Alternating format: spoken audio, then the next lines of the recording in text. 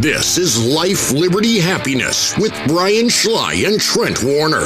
Streaming live each week on Media Squatch Plus and available on demand in the app or wherever you get your podcasts. Real talk, real freedom.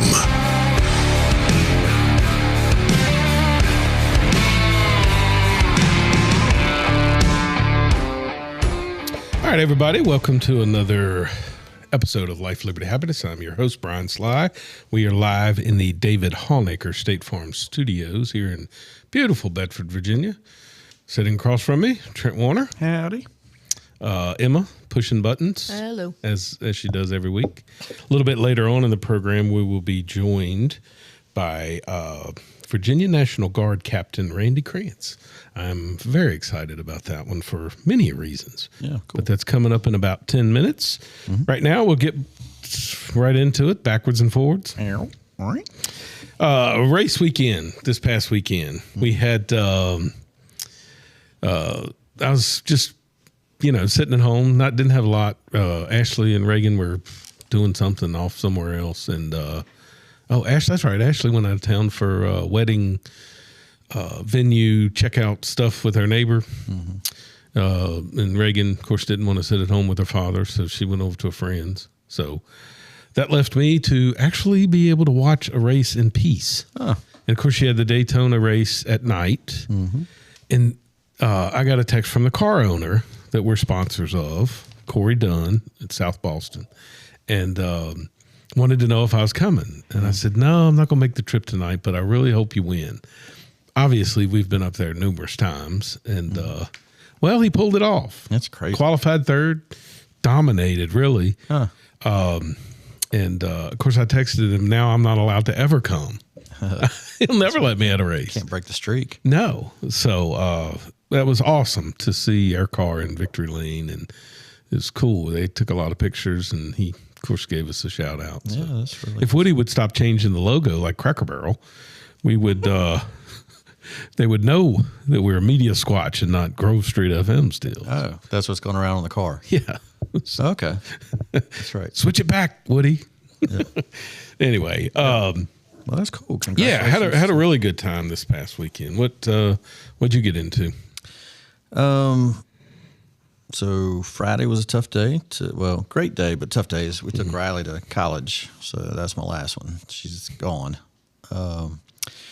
Out of the nest, so we took her up to Charlottesville, and she started at UVA, and man, we were moving her. Yeah, that's a tough one. We were moving her in, and I was talking to her about kind of wrapping up what we were moving. I mean, honestly, she and her mom had it nailed down, like measurements, this. Mm-hmm. I mean, but we were busy from 9 till 1 p.m. Mm-hmm. and just about to where, hey, you want to get some lunch? Where do you got to go? And I had to go to Beaufort to catch up with the vacationers. Mm-hmm. So I looked at her and I said, the look on your face, you're ready to get started, aren't you? Like, y'all can go now kind of a thing. She had that look. And honestly, it was tough. So yeah, I can't imagine. Yeah. Anyway, of course, I had to text you if you needed help. You could have just slept in the car. So Emma, quick story. It does happen. Trent went with me and Ashley to drop Logan off. Oh, really? And he was supposed to help, but he slept. I don't blame him. He literally woke up and goes, y'all need some help? Like we just finished. Moving is not for the weak. It can happen. Yeah. Moving in is not for the weak. What is she studying at UVA? Finance. Finance. Wonderful. Yeah. So she wants to get in the commerce school. Nice. Yeah. So she's that's excited great about it. Yeah. Sending pictures of her first class and can't wait to do homework. Like literally just excited about getting into it. Oh, I bet. So. And it's good for her because, Perry kind of went through it, and so did Logan with the whole COVID stuff. Oh, yeah. It just wasn't. It was a hard start. Yeah. Mm-hmm. So, good for her. Yeah. Then ran down to the condo, caught up with friends that were vacationing because I didn't know that she was going to go that late in August when we reserved everything. So I caught up with all them and did some fishing Saturday morning, caught some red drum, and then my son came down, Perry came down Sunday, and we spent a couple days together and fished yesterday, actually, and came back yesterday. But does he do season tickets to Tennessee? Not season tickets. Mm-mm. But he'll go to a couple games. Yeah. That's We're going in a couple weeks when they play Georgia. They play Georgia early this year. And Sarah, his girlfriend that does the sideline reporting stuff, she's got us tickets to go to that. So I will go in a couple weeks for that. Yeah, Logan wants to go to a LSU game, and I mean, it's hard. Getting there. Yeah, well, that and finding them. Yeah. I mean, it's crazy. He couldn't have picked Liberty. We'll be going to a few Liberty games, I'm sure. They got a big showdown this year, right? Liberty JMU. JMU. That's going to be. That'll be a fun one. Yeah. I'll have to check that one out. I think it conflicts, though. I looked at the schedule. Conflicts was something I have. Oh. No, Reagan's got, I forgot, this weekend, Reagan's got Friday night. She's singing the national anthem, not solo, but with school. Oh, okay. With the choir, I guess they're called. They used to be called trebles, and I think now that she's in high school, it's called choir. So, for where? Where's she? Timberlake. Oh, at the Hillcat Stadium. Oh, okay. Yeah. Well, that's nice. Yeah. Ashley, you have spoiled her. I have spoiled her. Literally, she said, do you know any friends that got a box that we could get? And I'm like, Ashley, we're just going to watch one baseball game. We don't need a box. She's getting all bougie on us. Yeah. I wonder why. I might be able to make a call for you. Oh, I wish you would. I do. We remember the time we did the box? Man, we had a blast that night. Mm-hmm. You, me, and Brad. Yeah. Or Brad, you and I, whatever the proper English is. All right. This weekend, we'll get into it a little later on the sports. Yeah. But yeah, huge college football weekend. Like, this is the time of year with all the tailgating and stuff. Just nuts. You can feel everybody spending a lot of money right now. Yeah. So moving on to this day in history. This day in history. On this day in 2007, Michael Vick pleaded guilty to dogfighting. Oh, wow. Yeah. And he served 23 months for that. Oh. I forgot. I mean, I knew he did some jail time, but I forgot it was that long. Speaking of college football, now he's coaching at Norfolk State. Isn't that amazing? What a wonderful turnaround with his life. Yeah. Because he easily could have went the wrong direction. Yeah. I mean, literally. Yeah. And he had a couple of good years coming out of that. Remember with Philadelphia? He kind of showed some flashes here and there. Mm-hmm. But man, if he'd have stayed out of trouble, he would have been spectacular. Hall of Famer, probably. Probably. Mm-hmm. That's a little stretch. No, if he hadn't gotten in trouble. You think? Cut 2 years out of his career, yeah. That's true. I mean, he owned the league for a while. He was dominant. Yeah. Very dominant. All right. Mm-hmm. Moving on to American hero stories. The American dream is built on freedom, and that freedom comes at a cost. American Heroes Stories, presented by Life, Liberty, Happiness, is a new series honoring the men and women who've sacrificed to protect that dream. We're proud to play a small part in preserving their stories for future generations. Life, Liberty, Happiness, a Media Squatch podcast presents American Heroes Stories. All right, everybody. We would like to welcome to the program Virginia National Guard Captain Randy Krantz, or as most people in Bedford know him, the Honorable Judge Krantz. Welcome to the show. Well, thank y'all for having me. It's a pleasure. Yeah. So kind of tell everybody where you're from originally, where it all started.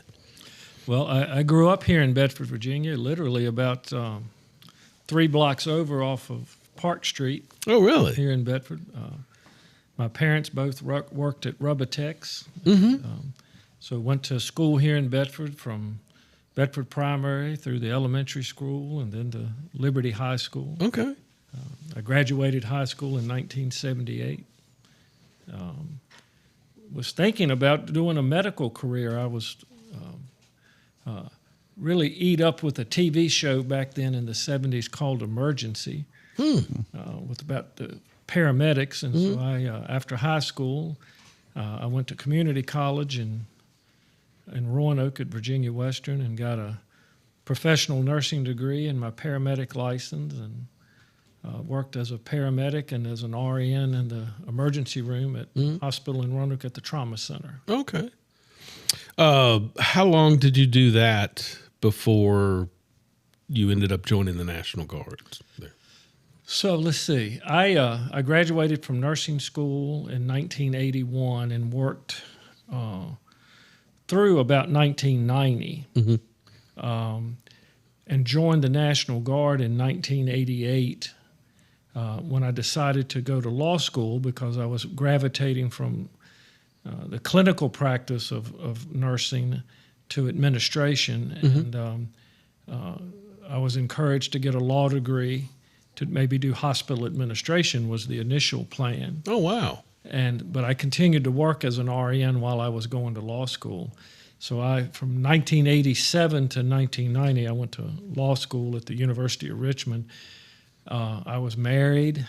I had a 15-month-old daughter and a newborn son. And so I commuted from Bedford to Richmond each week. Wow. And would come home. I'd be in Richmond during the week for classes and come home on the weekends and work in the emergency room here at Bedford Hospital. I'd work 2 12-hour shifts on Saturday and Sunday and get up at dark 30 on Monday mornings and drive back to Richmond and wash, rinse, repeat. Yeah. But I joined the National Guard to quite honestly to help finance law school. Okay. But because I had a nursing degree, I could get a direct commission, and I was commissioned in the Army Nurse Corps as a second lieutenant initially, and but was assigned to the Lynchburg 2nd 116th of the 29th Division as a medical platoon leader. So I was a medical officer, nursing officer rather, in an infantry battalion, but as a medical platoon leader. So I commanded a combat medics and an ambulance squad. What's the training like for like when you join the Virginia National Guards? What's that training process look like? Initially, the first training round was an officer basic course, and that was at Fort Sam Houston, which is the Army Medical Center, what's called AMED, or back then was called AMED. That's where all the medical specialists are trained. Starting out, everything from physical training to how to wear the uniform, how to salute. Okay. The basic military drill. Went through that, and then after that, the specialty courses for combat medicine, some advanced training in trauma medicine and trauma nursing. I could have been assigned to a hospital, like a military hospital, as a reservist National Guardsman, but they worked it out because I lived in Bedford to let me go to one of the field units, an infantry unit. As you know, Bedford had the D-Day boys from Company A. Lynchburg was the headquarters company. Okay. And the medical unit was within that company, was a platoon within that company. And so I got to be an officer in an infantry unit commanding that medical platoon. Thoroughly enjoyed it. Had a great bunch of young men and women who were skilled and trained in combat medicine, corpsmen. And my primary duties was their supervision, but also to make sure they were properly trained. And what's the commitment for that? So you've done the training, and then what's the commitment after that point? So it's a minimum of 2 weekends a month. 1 weekend a month, and then 2 weeks in the summer of active duty. And do you know what that's going to look like before you get your 2 weeks, or you find out pretty much once you get there? Pretty much the training calendar is pushed out a year ahead in advance. Okay. So there's always some changes. But pretty much I knew when the weekends fell, and I knew when the 2 weeks would fall, and then as I was going to law school, there was no classes in the summer, so the 2 weeks were not bad to do because I didn't have to arrange and take a vacation from full-time employment. Sure. But once I graduated and was working full-time, then you had to coordinate your vacation with the 2 weeks. And many of the employers that I had were very gracious in giving some flexibility. Sometimes it would stretch into a third week if there was additional training or accomplishments that you needed to do. But basically a weekend a month, 2 weeks in the summer. Excuse my ignorance on this, but when it comes to the National Guard, where do the orders come from at that point? I mean, like with the guests we've had on previous, they would say the orders came from General this or whatever. Where did Virginia National Guard orders come from? Well, there's a chain of command. There's even the chain of command. There's a National Guard commander or chief at the Pentagon in Washington. I did not know that. And then each state's National Guard falls under the commander-in-chief, which is the governor. Okay.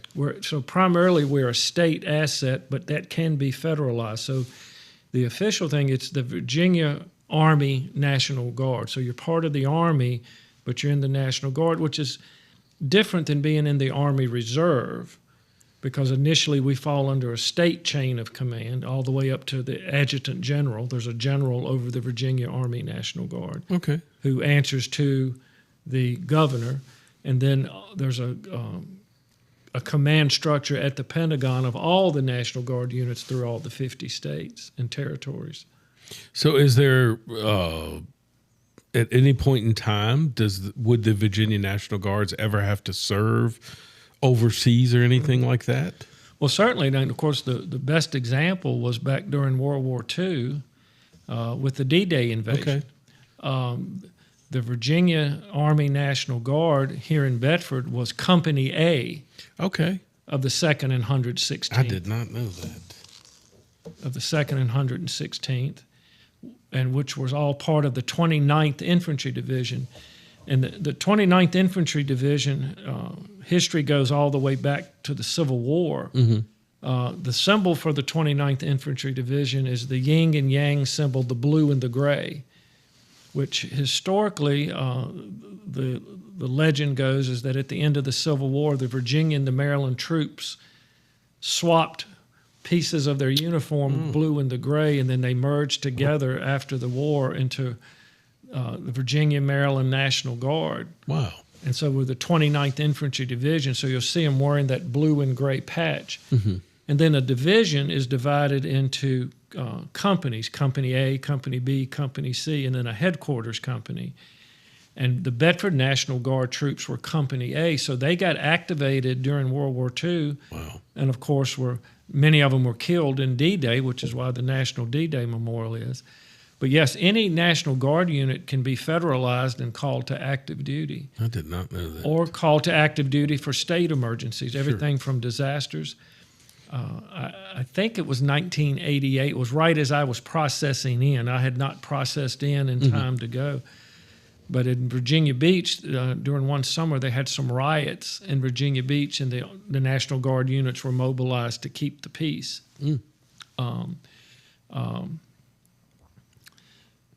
After I came in 1988, in 1990, it was interesting. I'd graduated from law school in May of 1990, took the bar exam in July of 1990, was waiting on the results, and 2 or 3 days after the bar exam, our unit was scheduled to go for our 2 weeks.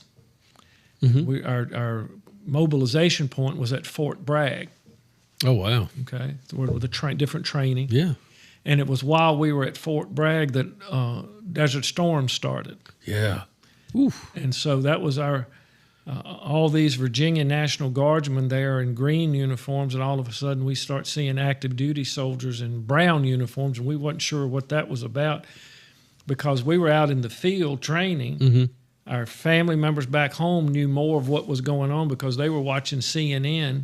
Wow. And we didn't know. I don't think we got federalized. I think we got held over a week to see what was going to happen, and then we were released but told to be ready.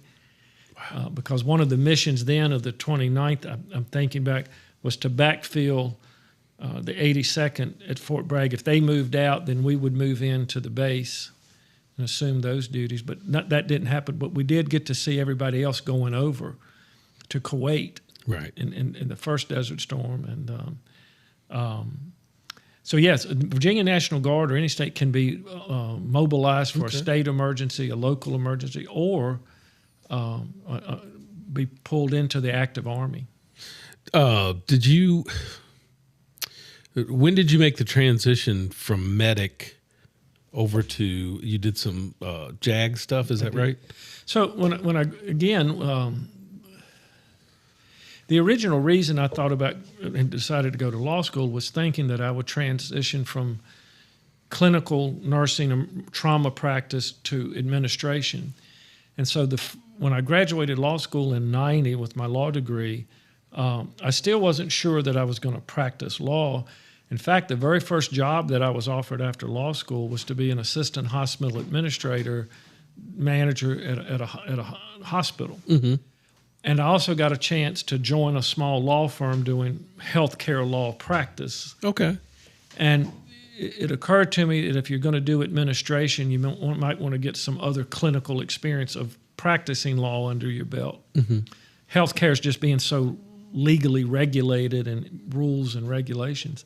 I thought that would be helpful. So I decided to practice. As I said, took the bar exam, passed it, and went to work with a small law firm in Roanoke for 2 years. And then came to the Bedford Commonwealth's Attorney's Office as an assistant Commonwealth's attorney. And that was from 1992 to 95 that I was an assistant. In Virginia, we call them Commonwealth's attorneys. Other states, they're district attorneys, but we're prosecutors. And I got assigned by my boss, who was a Commonwealth's attorney then, Jim Updike. Mm-hmm. He wanted to have 2 assistant Commonwealth's attorneys, one doing mainly vice and drug-related cases, and the other one doing violent crimes. And I got tasked with doing the violent crimes. So I spent 3 years prosecuting homicides, robberies, sexual assaults, crimes against children. And there was a lot of overlap between doing that type of law and the medical nursing experience. Okay. In fact, being part of a trauma team, you're part of a multidisciplinary team that you have to work together with other medical specialists. Prosecuting violent crimes, I was given the leeway to put together a multidisciplinary team called the Violent Crimes Response Team that we formed here in Bedford in the mid-'90s. Mm-hmm. And prosecutors, police officers, detectives, forensic scientists, we had profilers or behavioral analysis, and some of the same skills working in a medical multidisciplinary team transferred over readily to the violent crimes. And of course, a lot of them had medical issues, injuries, autopsies, that sort of thing. And I did that until 1995, until then when I became the Commonwealth's attorney. Judge Jim Updike went on the bench, became a judge. I got assigned to fill his term, had to run in an election. I'd never been in a political contest in my life. Mm. But about that time, I branch transferred to the Judge Advocate Corps in the Virginia National Guard. Okay.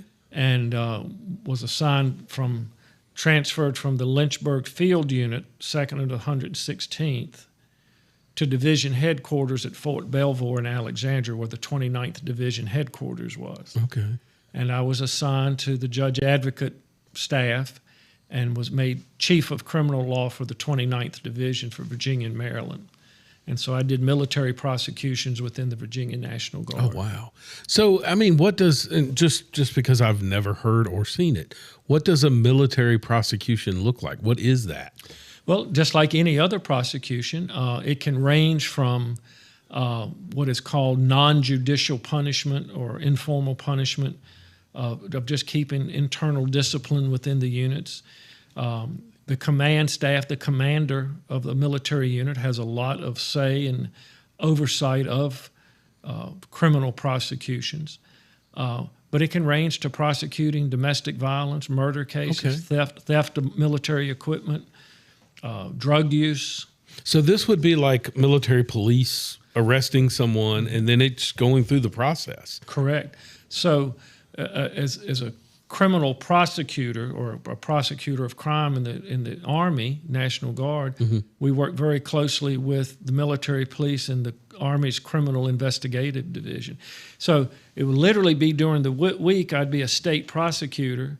Yeah. And then on the weekends, I'd be a military prosecutor. Wow. You prosecuted under different laws. For example, under the state law, it would be the Virginia Code, but in the military, it's the Uniform Code of Military Justice, the UMCJ. And they have their own body of laws defining the crimes, the penalties. And like I said, they can range from informal actions all the way up to full military trials. Do you ever find yourself, when you're prosecuting, is there more leeway as a prosecutor in the military than there is on the civil side? Does a defendant have less freedom on the military side than they do on the civil side? And did you find yourself crossing paths and going, oh, yeah, we can't do that here? It's interesting. That's a very interesting question. I found the military criminal justice process to be very fair, very clean. There were high standards. You not only had to meet the legal standards, you also had to have in your back of your mind maintaining proper military order. So, a judge advocate general, you had your own military rank. I got promoted to captain by the time I went to the JAG Corps. But you might find yourself prosecuting a colonel or a major. Oh, wow. I never thought of that. And so the structure would be, if at the 29th Division, there was a general that was the commander of the 29th Division, usually maybe a two-star general. Mm-hmm.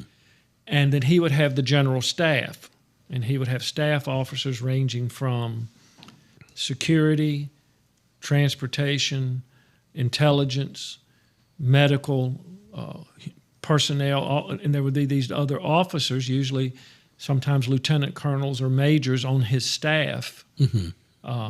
And then also on that staff, there would be the Judge Advocate General, the SGA, the Staff Judge Advocate, who was the legal advisor to the division commander. Okay. And under most Army protocols, a division commander would delegate to the Staff Judge Advocate and his staff to handle military justice issues. So is the court on a base? Mm-hmm. Okay. Yeah, we had on 29th, we had a courthouse, a military courthouse. I hate to sound like it's a side of the military that I don't know that I know much about. Do you, Trent? Not greatly, thank goodness. Yeah. I mean, we lived in Fort Belvoir. We just never got in trouble. Well, I mean, I guess the common thing that you would think of would be someone going AWOL, right? A lot of things are like that. I mean, being the weekend prosecutors per se, large majority of our cases were minor offenses. They were serious when it came to good order and discipline, like positive drug tests. Unfortunately, you had sometimes the theft of military equipment. Oh, wow. Things would disappear or be sold. Sure. So that took up a lot of time. Soldiers, AWOL. Yeah. Sometimes we would have administrative discharge hearings. Should the person be separated from the service with less than an honorable discharge? So the due process that was allowed in those cases. But sometimes, we prosecuted assaults, sexual assault. I mean, living on a military base is its own city. Its own town. So you have the same. They just have a different judicial system to take care of it themselves. Yeah. Wow. As a civilian, I mean, Trent grew up in a military home and on a base, right? Mm-hmm. You were at Camp Lejeune, pretty much. Lejeune, Cherry Point. So I'm just, I mean, a civilian my whole life. You hear of it, but you don't know how that process looks. So this is interesting to me because I'm like, I have no idea how this works. Not exactly, but very parallel as a JAG officer, judge advocate, prosecutor. Now, in our section, in the judge advocate department, if you would, or we called it the shop, our shop, you had attorneys. There was the chief of family law, the chief of international law, the chief of logistics, all of those things. And we had to coordinate. And then, of course, some JAG officers become military judges. Okay. So, you can rise to that. But there were some instances where we were cross-designated as assistant United States attorneys. So we could, depending on what the situation was, it was theoretically possible either to prosecute someone through the military system or to prosecute them in federal court. Oh, wow. And so sometimes we worked cooperatively with the Department of Justice. Okay, especially if something crossed state lines, or when the National Guard units were on deployment or sent overseas, then there may not be one home jurisdiction. You would figure that out where the best place. But I thoroughly enjoy. I found the JAG system scrupulously fair at the level that I was at. We didn't hide the ball. If we had put a case together against a defendant, their defense attorney, which could also be a JAG officer, you see, Yeah. we would say, here's the evidence. Yeah. Oh, okay. Here it is. And the procedure might sound a little different, but the basic concept was the same as if in federal court. Mm-hmm. And then there was, at the trial level, if somebody was convicted, they had the opportunity. There's just like you have the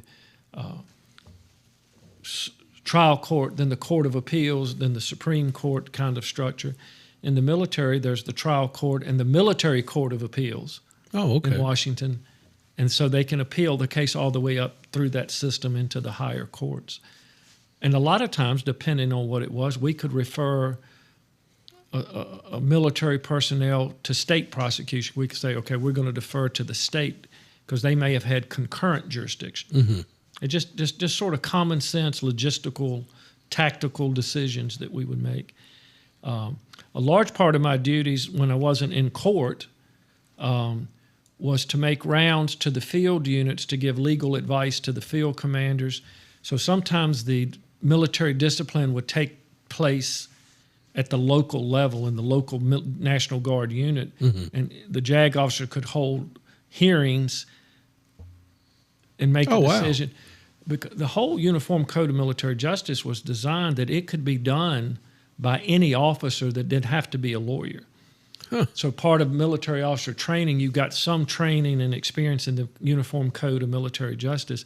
So sometimes the commanders would want to do their own process. We would just give legal advice to make sure they stayed within the guardrails. Oh, yeah. And so sometimes I would travel, start on Friday evening at a National Guard unit in Richmond area, and by Sunday morning be in Tazewell, Virginia. Oh.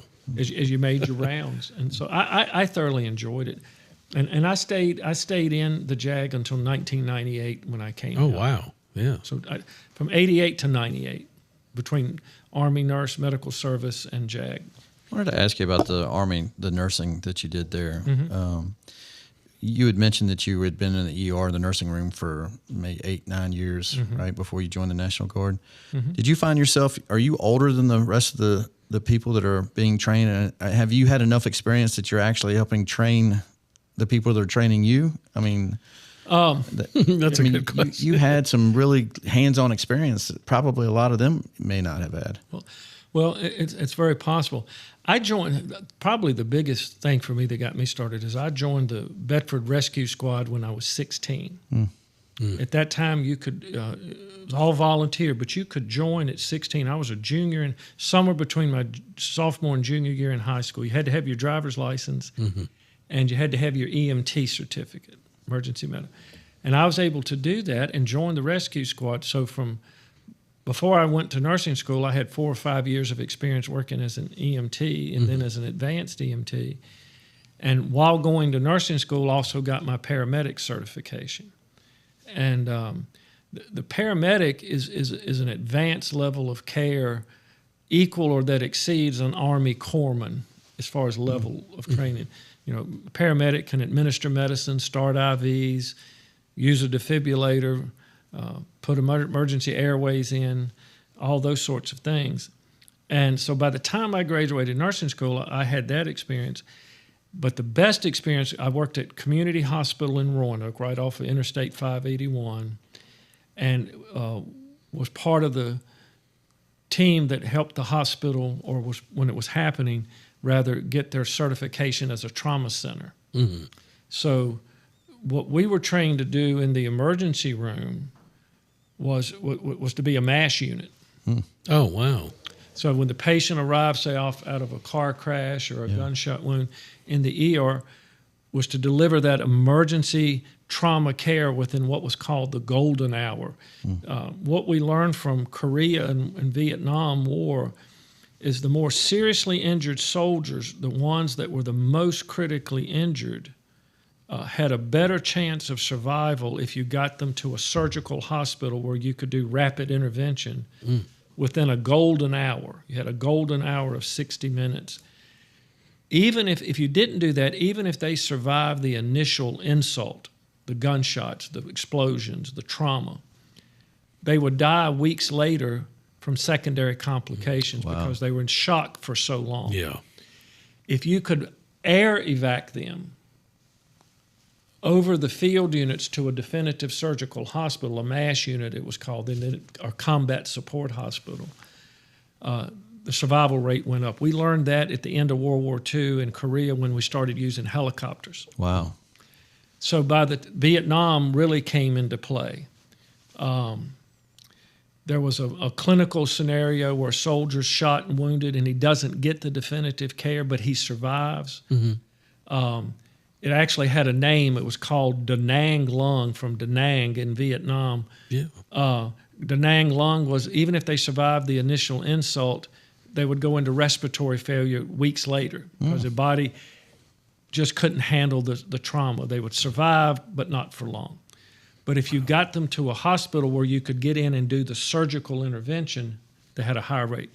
So the idea of civilian trauma centers was that rapid evac, even by helicopter or ground ambulance, and you had the surgical teams in the emergency room or available so that you could get them to the operating room quick. Oh. And so that's what I did for that 7 or 8 years, well, actually through going to law school, and worked at part of a multidisciplinary team that would evaluate, assess, and intervene. And the goal was to get them to the operating room to fix the injuries or slow the bleeding or to restore the function. Wow. Within that golden hour. And that became a term of art, the golden hour. Wow. And so when in the medic side, most of the medics that I were training, their initial Army medic enlisted person's basic training is an EMT course. So they were going through basic, what I'd gone through, but 16, 17 years old. And then they could advance up to more advanced levels of care. Sure. And a fully trained military corpsman is, I would say, is almost, if not equally equivalent to a physician's assistant. They can make very definitive treatment because they may be the only medical asset absent the rapid evacuation by helicopter. So when I was doing that, I got to work in the ER, also be a flight nurse on the helicopter. Wow. Either going out, bringing them in, or being there when they got there. Thoroughly enjoyed that. So when you got out of the military at that point, well, I shouldn't say got out, when you were done with the National Guard, you're still the Commonwealth attorney at that point? I was. I was still the Commonwealth's attorney, so I was still doing criminal prosecution. Around about the time that I got out is when we in Bedford, as I said, we had formed the same concept as the trauma team, but a violent crimes response team. And that allowed us, our sheriff's department, Sheriff Brown, back then, working closely with his office, we applied and received a grant to develop what was called an Internet Crimes Against Children Task Force. Oh, yes.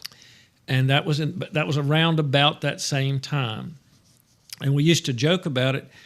The first grants that went out for about 10 sites across the nation, I can't remember them exactly, but they were like New York, Broward County, Florida, Los Angeles, Seattle, Bedford. And but I think the reason we were competitive in that first round of grants was that we had already showed that we could pull together an effective team. So I think that was very rewarding. And so when we first formed the Bedford Internet Crimes Against Children, it was designed to be a regional task force, not just combined to Bedford. you had the function of solving the internet crimes, the child exploitation, but also training up other task forces within the region. Sure. So it was both delivery and training.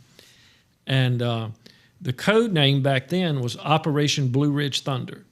Yeah. I do remember. And that. then now, so Virginia was divided into two main task forces, one Northern Virginia area, which was run through the Virginia State Police, and then the Southern Virginia Internet Crimes Task Force, which was run through the Bedford County Sheriff's Department. And so we did that. We had our violent crime team, the internet crimes. We also formed a cold case squad, and there was about half a dozen or so unsolved homicides from, stretching back into the early 80s. And we formed a team. We found the team. I think if I learned one thing both from the medicine and the law, that what makes things work is communication, coordination, and cooperation. If you can get good people on a noble mission working together, you can get a lot of things done. And we did that. We were able to solve or resolve some of the cold cases. And so I stayed as the chief prosecutor, the Commonwealth Attorney, till 2016. And to my surprise, I got nominated to go on the bench as a judge. It's not something It's not something you set out to do. I did not. I enjoyed what I was doing. I was very blessed. And, I think the biggest reward professionally is if you can do something honorable and good in the hometown that you grew up in. Agreed. And I used to joke to people, they said, well, what's it like being Commonwealth's attorney? I said, well, some days I had to be Andy Griffith and other days I had to be Matt Dillon. But it was just how to deal with people, to call balls and strikes, treat them fairly. People didn't mind you being tough in the law as long as you were fair. Sure. And but the opportunity to go on the bench came up. I was approached about it, and agreed. And I went on the bench in 2016, and I thoroughly enjoy what I'm doing now. And I'm in my second term. Judges, we're not appointed for life in the state like in the federal court for fixed terms. And then you have to be reappointed by the legislature when your term is over. Does politics get involved into that at all? Maybe small p politics in that it's a legislative process. Sure. So the whole idea of advice and consent. Yeah. That's the more cynical politics. I have not experienced that. Okay, good. There used to be an old joke said, if you want to be a judge, be ready to be traded for a bridge. You might get traded for somebody's highway. Yeah. I've never seen that or experienced that. Sure. We're very fortunate with our legislative delegation statewide. I think they take the judicial nominations very seriously. And even when there's some disagreement, I think they handle it very honorably the way they do it. That's good, just to know that we still have that. Yes. So you also teach as well? I do. Okay. I do. So before I went to law school, and again, that's sort of how it happened, as I got a full-time teaching appointment at what was called the College of Health Sciences in Rome, Jefferson College of Health Sciences. And it was a private community college, part of the Carilion Hospital system. And they had programs to get your associate's degree in nursing, respiratory therapy, or your associate's degree as a paramedic. And as an RN and paramedic, I started out as the clinical director for that program, arranging the clinical rotations of the paramedics as they rotated through the hospital and into the field with the paramedic units. And then eventually became the director of the program. So right before going to law school, I'd been director of the paramedic program, training program in Roanoke. Wow. The college is now part of Radford University. Okay. It's Radford Carilion University there. And they offer even master's degrees now. And so I was teaching full-time right before I went to law school, and to get tenured, you needed to get your doctoral degree. And by that time I had a bachelor's degree. the dean of the college said, well, what are you going to do about, getting your doctoral degree? And I had some good advice. I said, well, why don't you get your doctorate in law and hospital administration and combine the clinical part of nursing medicine with administration? Because what I was teaching at the college was medical ethics and risk management. And how to design emergency medical systems. What do you have to do to design a rural EMS system, or an urban system, or a port system, or a mountain system? That design, the rules, regulations. And so law school was a natural fit. But I've always enjoyed teaching, and so I teach now at Liberty University. I teach in the School of Nursing. I teach in the master's program. I teach health policy and ethics to nurses getting their master's degree. And just recently, I've been teaching a class in the PhD program because Liberty has you can get your PhD in nursing health policy and ethics. Oh, wow. And so I teach in those, and then I teach trial advocacy, how to do trials to law students. So did you retire from the bench to do all this? I'm still doing that. Man, how do this guy? I don't know. I've written so many things down. I don't know if I've ever written this many things down. Randy gets bored quickly. Good grief. Some degree of schizophrenia or something. It works really well. So, for example, in Liberty, I teach in an evening. I teach an evening class. Sure. And it's usually on the day that I'm on the bench in Lynchburg, so I can go from the Lynchburg courthouse over to the campus. Wow. And then so it works. Yeah, it works well. I thoroughly enjoy I it. think about when you become a judge, sort of like, and I don't mean to use this analogy, it's bad, but refereeing, you're pretty much supposed to be right the day you start refereeing. Doesn't matter what level you're at. When you become a judge, you're not. It's not like you get to go through practice rounds. You're attorney, judge, and I mean that. You're 100% correct. The very first, so there is a judicial training program. A lot of it, some of the administrative issues, the finance issues you deal with as a judge. A lot of emphasis on the judicial canons of ethics, the do's and don'ts of being a judge, conflicts of interest, not allowing yourself to be swayed outside of the courtroom type things. Yeah. Sometimes you have to find yourself extricating yourself from conversations. And so those sorts of things. But that's part of the orientation. You in my opinion, you either have that internal compass, but sometimes you need the training just to be more situationally aware. So they do a good job of that. But you're correct. There's no practice round. The judicial orientation is a week long. Right. And then they'd give us some scenarios to problem solve in that week. It's what was helpful.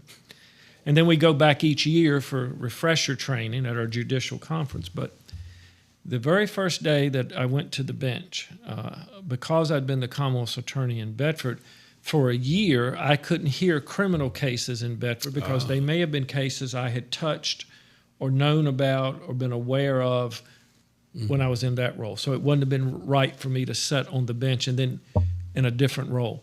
So I spent a lot of time the first year sitting in other jurisdictions. So the very first day that I had to report was in Lynchburg. And in the way the judges' chambers are, you have your desk and your bookshelves and a nice little office. But you come around your desk and you have to walk up like 2 or 3 steps, and you open the door and you're coming into the back of the bench. You're entering the courtroom. And I can remember walking up. My very first day was to hear civil disputes. And I'd been doing criminal prosecutions for over 20-some years. And you'd done your homework. They told you what to prepare for, so you'd done the homework, and reading and the research and that sort of thing. But I will never forget, as I got ready to open the door, I remember I reached out to open the door, and then I shut it back. I said, wait a minute, what am I getting ready to do? And so you become humble pretty quick. Yeah. But what I found, even now, I'm in my 8th, going on my 9th year now, it is okay to say you don't know something. And one of the things the judges depend on is the lawyers presenting the issues to them. And many times, as you do it more, you have to maybe do it less. But initially, it's perfectly okay to be honest and straightforward and say, counsel, I'm going to need to research that. Yeah. Or brief it for me. And we also, I mean, I guess there's an appeal process, right? So if you were wrong, there's a chance that you can learn from that to know It not to be wrong in the absolutely is. last one. I mean, engineering, and that's what I do for a living. We have had bridges fall down where we designed something and thought it was right, but the next one we build correctly. It's called establishing process, a career, yeah. So, I mean, we got a beautiful system, I think, that there is that appeal process in case you were wrong. It's all part. I think the biggest takeaway from the administration of justice, criminal or civil, or family court, is you first have to recognize that every human being is fallible. And so what our system bakes into the process is that checks and balance. It's not perfect. But every Thursday morning in Bedford, I have about anywhere from 25 to 30 people come into the courtroom who've been charged with offenses. They've been released on bail, and they're coming in to be advised of their rights and whether or not they want an attorney. And two things that I stress to them as I go through and explain their rights, I essentially explain to them the Bill of Rights. You have the right to remain silent. You have the right to counsel. You have the right to subpoena witnesses. You have the right to an open public trial. You have the right to disagree with the court through the appeals process. But then what I tell them, one of the things we have to realize as a community, there is no such thing as a right without a co-equal responsibility. And I said, well, what do you mean? I said, well, if you have the right to remain silent, you have the responsibility to be careful who you talk to. If you have the right to an attorney, you've either got to hire one, be your own attorney, or see if you qualify for a court appointed. And then I get it down to very practical. I say, if you've got the right to use the court to subpoena witnesses in your defense, you have the responsibility to get to the court on time, the names and addresses of the witness. Yeah. And what I'm trying to connect up in their minds is each step of the process is a decision to be made, and each decision is going to have some repercussion to it. And then by the time we get to the end of that presentation, at least my hope is there's somewhat of a more informed citizenry. And I always end it by telling them, no matter how guilty you are, because right now you're the only one that knows whether you're guilty. I don't know. Right. You have the presumption of innocence. But no matter how guilty you are, you have the fundamental right as a human being to be treated with dignity and respect in this courtroom. Wow. In order to get respect, you have to give it. Yep. And I've had people tell me that, they've never heard that before. They've never connected in their minds rights and responsibilities. Sure. Or that respect is two-way. But I have many of them come back and said that is so old it sounds new again. Oh, wow. And we go through that every week. So you've hit on something, and Brian alluded to it before, that we had a little court fiasco that we had to deal with one time. And then I had another one last year, just 55 and still dumb. But I've been to court twice in my 55 years. Right. And the last two was the only two were in the last 5 years. Well, no, actually when I was 16. That was at one in Camp Lejeune. But I was floored, and you don't have to say it, and I'm just asking this question. You obviously have the right to say you don't want to answer that, or you can't. But I was floored by the people that came to court, what they looked like literally short shorts. Yeah, not that I dressed. wouldn't have my daughter wear at a restaurant. Right? There's no way we're going out if you're wearing that. And they came dressed like that. And you talked about respect and gaining respect. To me, there's at least you're going to see a judge that's going to make a decision. And I was just disappointed. And I thought, and maybe it's because I grew up in the military family and a military court. Is there a difference between the two if you were to walk into one and the other, and one's in uniform and the people in the crowd? Generally, there shouldn't be. Of course, in the military, there's prescribed dress codes. Military uniform.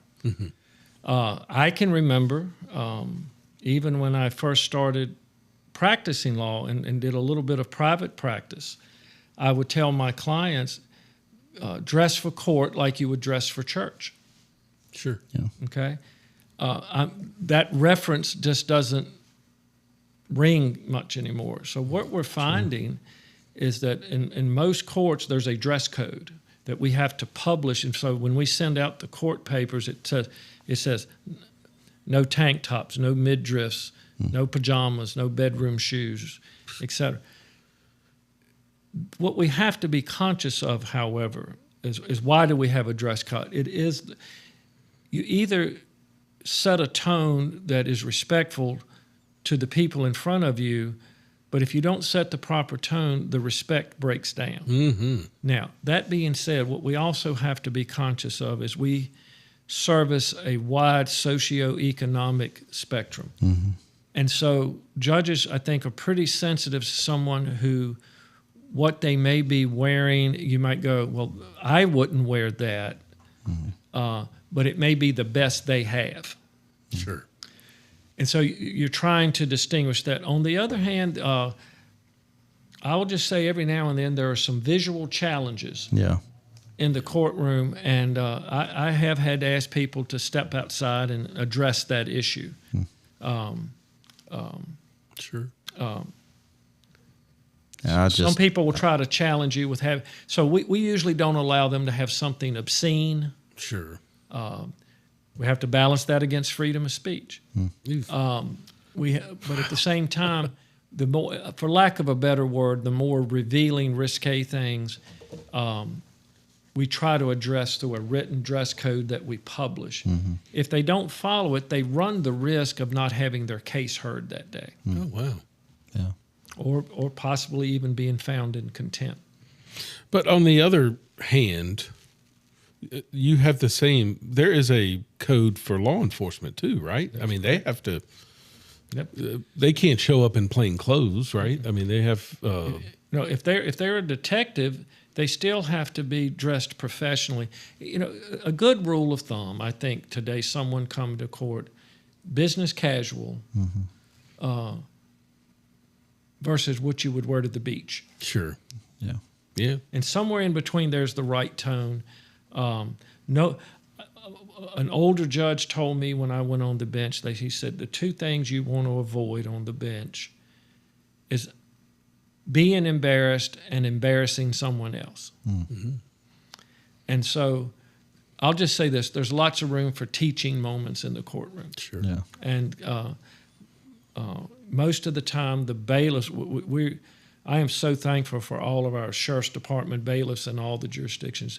They maintain the order and discipline in the courtroom. And many times they will catch those issues and deal with them. And I may not ever even be aware of it. Wow.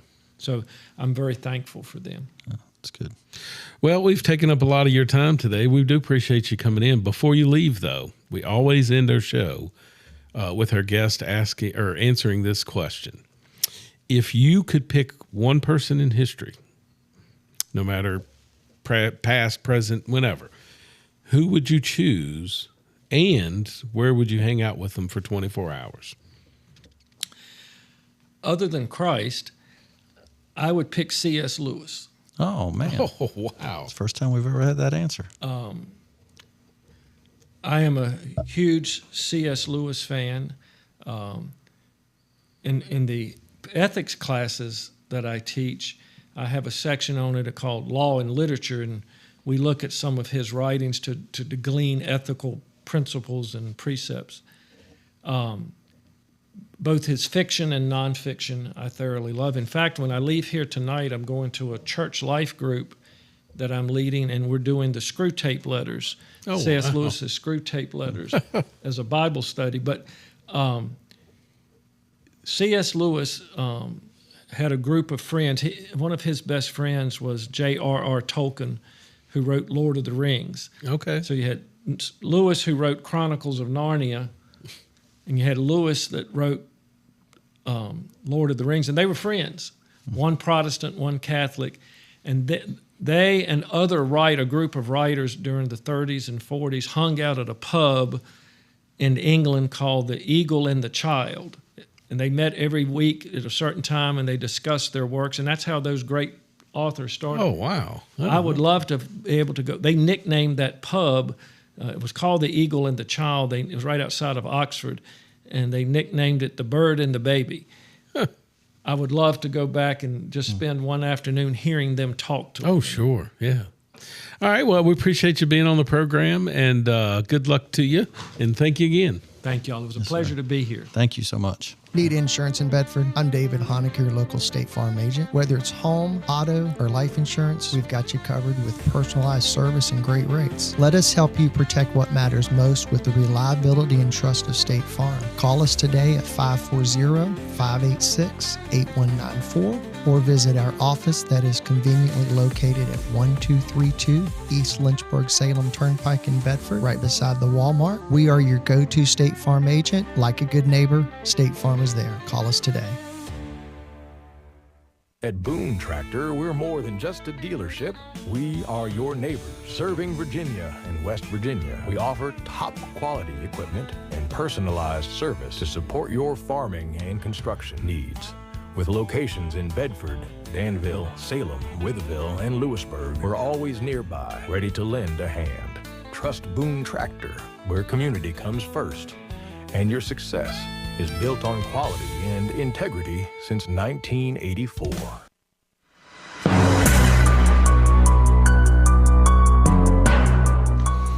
All right. Man, that was freaking awesome. You know what I love about this thing, the American Heroes stories, the platforms? Yeah. When they start, I never know where they're going. Yeah. Right? I mean, he went through and he was doing the medical stuff with it. And I just got fascinated with the judgeship Yes. stuff. I love that. To be honest with you, I never would have made the connection between the medical background. and that makes all the sense, now. I wish I just knew more about military.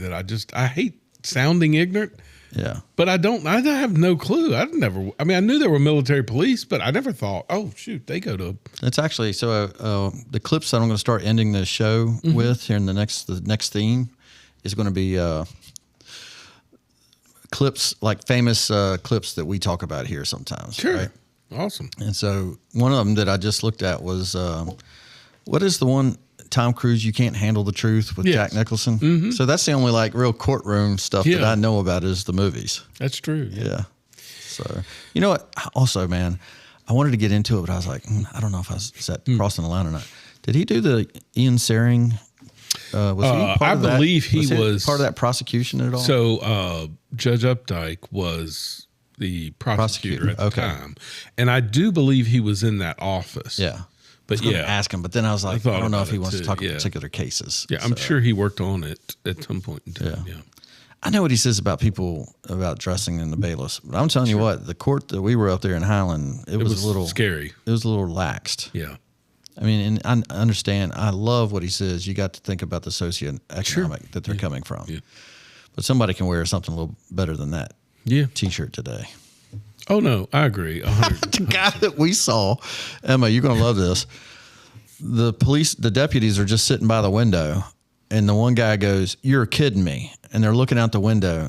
And the guy that has been busted for, I guess, multiple DUIs, that is supposed to be at court for his latest DUI, drove himself With no license. with no license to the court. Yeah. And then And they're looking right out the window and seeing him driving. got busted and lied. Yeah. Oh my goodness. Ugh. You remember the deputy taking him back in the back Yep. room? You could hear him Yelling. just yelling at him. That was No, I have said this to my wife 1,000 times. I'm going to find a day when I get off, and I'm off every Friday, but I still go to the office. Yeah. I just want to go sit.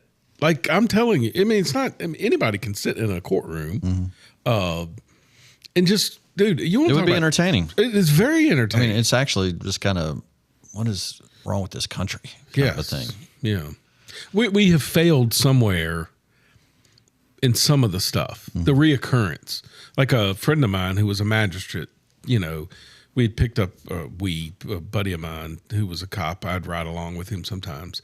And it was an alcoholic that had stumbled out in the streets and literally was laying face down on a sidewalk. And we picked him up and drunk in public, and you take him there. And it's a recurring thing, and he's the magistrate's like, we're not helping them. Yeah. We're just putting them in. We're giving them food, and they're going to end up right back where they are. We're not doing them any service. And I'm sure it's like domestic abuse is the same house. Oh, sure, you're going to the same place again. Yeah.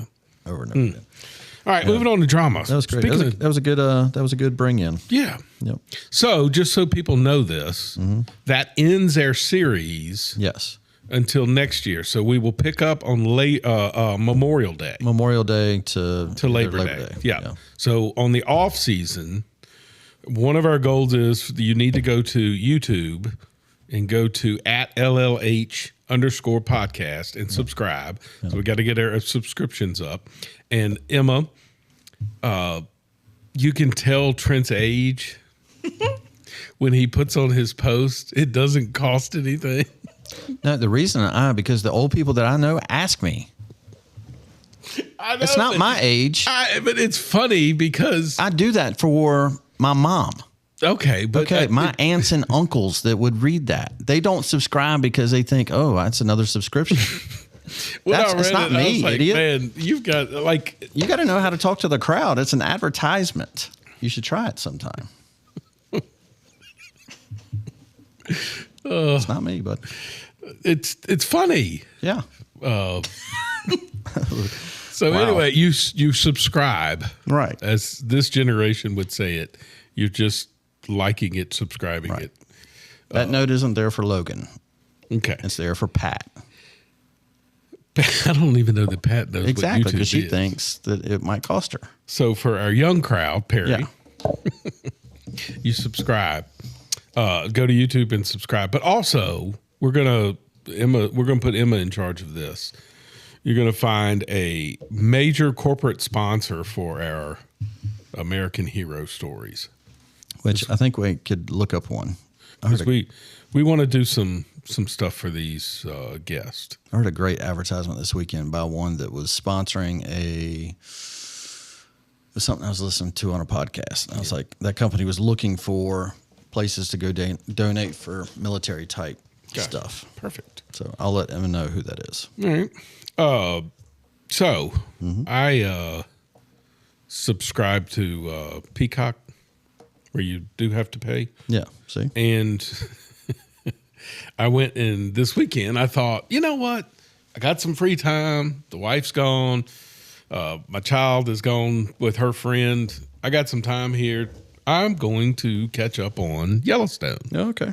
So I went back. Listen, I thought the last season was just as good as all the rest of them. Oh, really? I kind of got burned out on it, I think. Oh, I was kind of glad I took the break and gone back to it, to be honest with you. Hey, when did he get shot up in the street? Was that earlier season? Yeah, that was, Okay. Mm-hmm. I couldn't remember. I think that's like my last memory of the show. Yeah, it was pretty good. I will say I enjoyed the last season. Beth is still ruthless. Nothing's changed. She's my favorite character.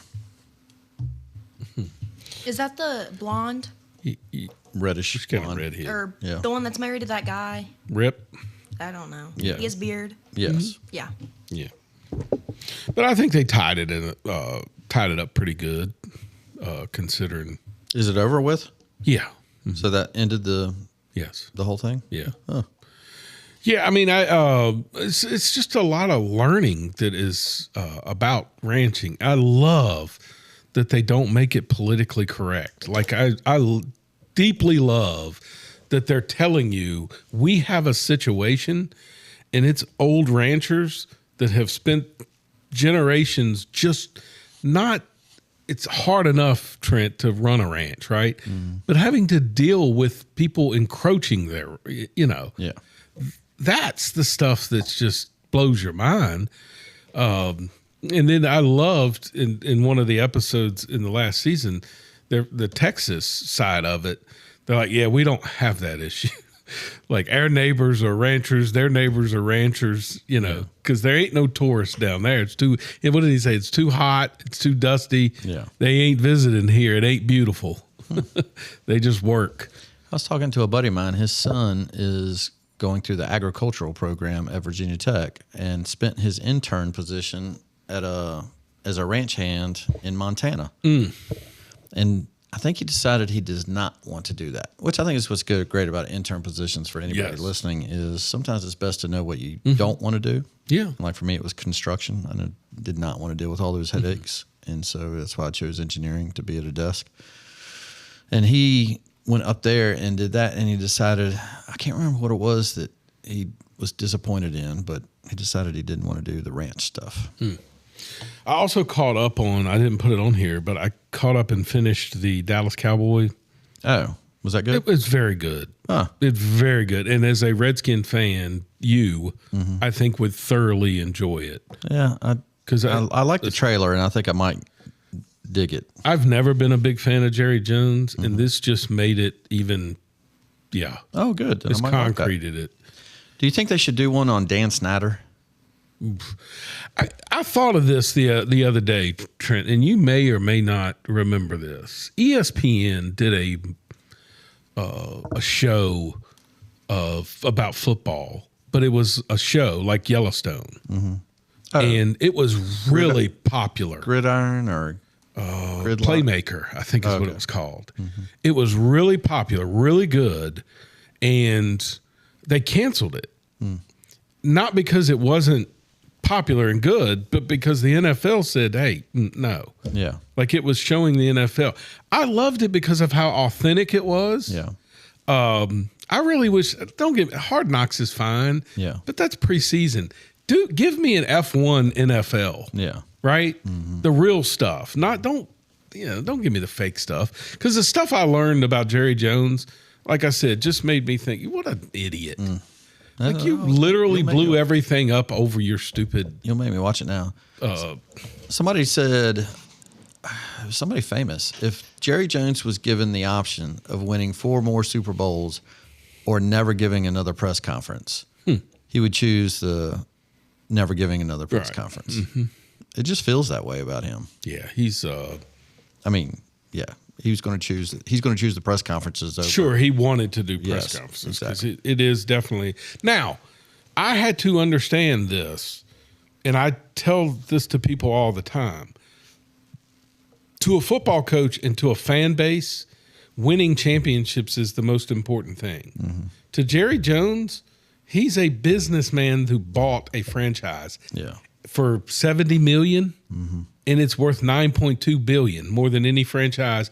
Baseball doesn't matter. Yeah. He is the biggest franchise. Yeah. He didn't fail there. No. And I do have to tell myself that. Well, he did it without succeeding. I mean, if you think about it. Correct. He's done all that without succeeding. Right. Imagine if they got good. Yep. Well, I mean, and that, anyway, it's definitely worth watching. I think you would enjoy it. Yeah. I'll check it out now. You got anything? Well, did all the vacation stuff. So I have not watched TV since since a week. Okay. Well, that's fine. Been great. Yeah. All right. Moving on to sports. It's time for sports.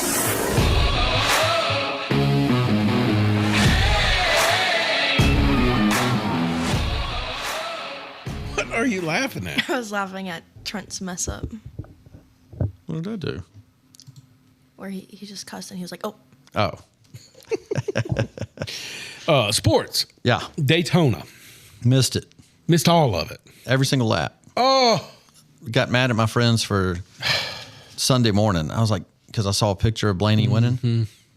And I was like, how come none of y'all reminded me that the race was on last night? And Jeff, one of my friends, said it was on the TV at the bar we were at.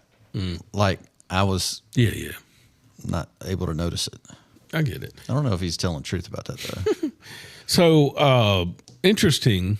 There were so many storylines because you had the playoffs. Playoffs? And, handful of laps. Yeah.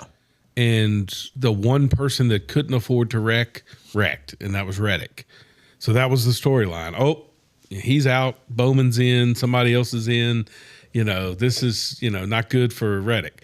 He was able to patch his car back up. Later on, Bubba Wallace takes out half the field, and there goes Bowman. And so those are the only two basically capable of making it on points. But if somebody wins. Yeah. So Bowman essentially is the guy out because he's wrecked and now his car's out. So he has to sit there and watch the whole race. And if a repeat winner doesn't win the race, he's out. If somebody else does. Yeah. And Trent, I'm telling you, I was so excited. Eric Jones was up front in the lead, right? And he's with a group of cars, and he's doing so well, and they shuffled him out. Somebody got loose, pushed him up, and I don't know how he held on to the car. But he's gone, back of the line. And it's 6 laps to go. And I'm like, man, God, it never. Well, who's in lead now is Cole Custer, Justin Haley. And I'm like, oh no, like this is not going to end well. Because there were no repeat winners in like the top 4 rows. Like it was not good. And you could see Blaney mounting that on the outside. I think he was 13th with 1 lap to go or 2 laps to go. Yeah. And behind him was Eric Jones, and it was that's cool. Straight to the front. I've got it recorded. I need to check it out. I haven't turned TV on for a while. But I guarantee you, Blaney was Bowman's biggest fan. Okay, so speaking of that, when you're watching the telecast, they do a great job of showing you the live stats of who's in and who's not, right? I'm assuming NBC did that. Yes, they did. And so you know everybody in, and you know who's the ones that's battling. The next day I didn't know who was in. Oh, I still don't know because I went to NASCAR.com and I went to ESPN, and you cannot tell. They're still giving me who the point leaders are. It's awful. So is it 16 in or is it 12? No, it's 16. It's 16. Okay. So who's the nearest one that was left out? Busher? Yeah, I think it would have been Busher. And he was there too. He was in 3rd going on the last lap. Yeah. So he had his opportunities too. Wow. I mean, there was a bunch. So that leads to the question that Denny Hamlin had. He said, basically in a nutshell, Blaney was our savior to the sport because he won, or else we would have been talking about Cole Custer all week. Yeah.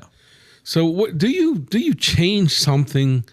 Because I guess what they're saying, and the old timers, Mark Martin and all of them say, listen, it's hard work to point yourself into a race.